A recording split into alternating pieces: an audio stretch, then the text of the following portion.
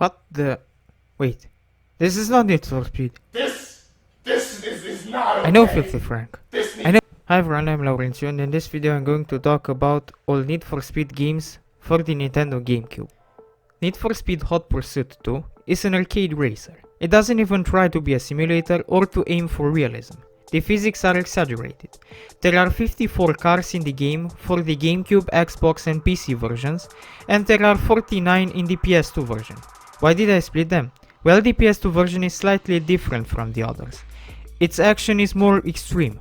The other versions are softer. For example, in the PS2 version, when you get caught by the police, you get 1 out of 3 strikes. And the PS2 version is more detailed in sounds and in the point system. It's the best version out of them. Anyway, as for gameplay, you have two different ones. The main one, where you hop into one of the many cars the game offers you and race. And while you are racing and have as a goal to finish on first place, the police is on your back. And as you progress more and more into the races, the opponents will be tougher and the police too, sending more vehicles, faster vehicles, tougher vehicles, even a helicopter that throws explosive barrels at you. And the other mode is when you hop into a police car and go after racers. Also, there are 12 racetracks in the game. And there is another game mode, World Championship, where you just race opponents. No cops in this 33 races. And from now on, we are on familiar turf.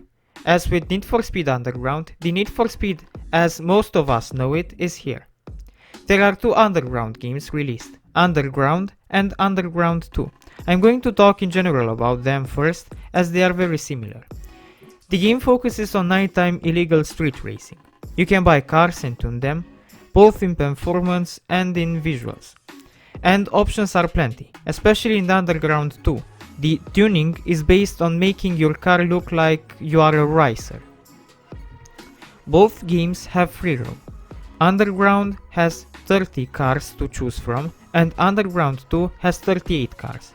As for game modes, Underground has Circuit, where you race in laps, Knockout, where the last one to cross the finish line is eliminated, Sprint, which is a race from point A to point B, Drift, where the one with the most drift points wins, and Reg, where you have to manual shift on straight lines, and whoever shifts the best and has the best car crosses the finish line first and wins.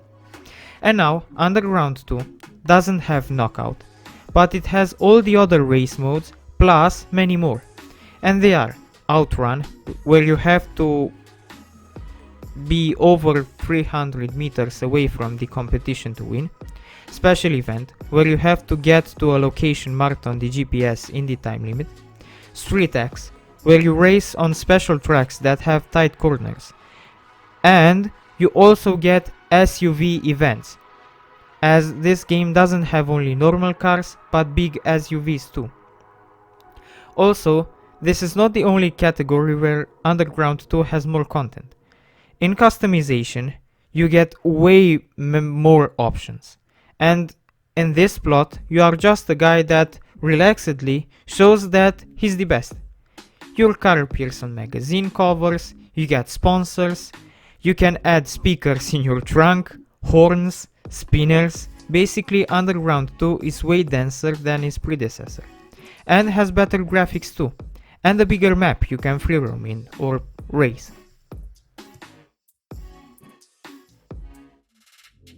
Then, Need for Speed Most Wanted, another legend, takes the action during the daylight. Now you race during the day, and this game brings something new on the table on the illegal street racing ambience Underground created. Cops. Now you get police chases, and they got to extreme levels when you are being pursued on big hit levels. I'm talking about spikes, SUVs slamming into you, speedy Corvettes overtaking you, helicopters chasing after you, and all this creates adrenaline. And considering that now you don't have to get rid of the cops on point A to point B racetracks like in Hot Pursuit, but rather have the entire huge map of Rockport to free roam and escape the cops, you can get creative, and it gives more enjoyment with the experience. In the game, your suite BMW M5 is stolen by deception and you have to retrieve it. But Razer, the jerk that got your car, got into the blacklist of the most wanted racers in the city. So now you have to start over from the bottom and beat every blacklist member so that you can challenge the big fish, Razer, to a race where the winner gets the pink slip and get your car back. While ascending the blacklist, you have to get past some milestones, like challenges with the police, for example, to be pursued by the police for a certain amount of time or damage stuff in a certain amount of dollars. Also, you have to win races, and there are multiple types of them. Circuit, sprint, drag, lap knockout, speed trap, where you have to race point to point and have to surpass a certain speed when going next to a speed radar, and tool booth, which are point-to-point races with time limit.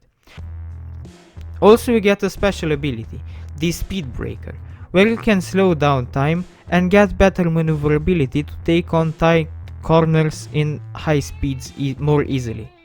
Also you can customize lots of cars, both visually and performance-wise.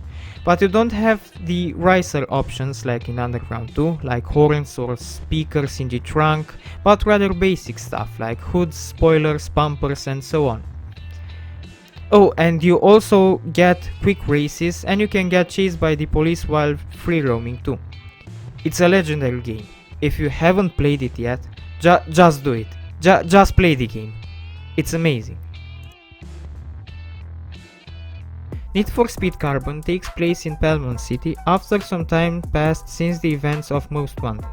There are factions in the city, and you have to beat them. All the races now take place during the night, and as innovations, Need for Speed Carbon brings creating crews and canyon duel racing. Creating crews means that you get accompanied by a wingman during a race, and they do different stuff. You get 3 different kinds of crew members. The blocker.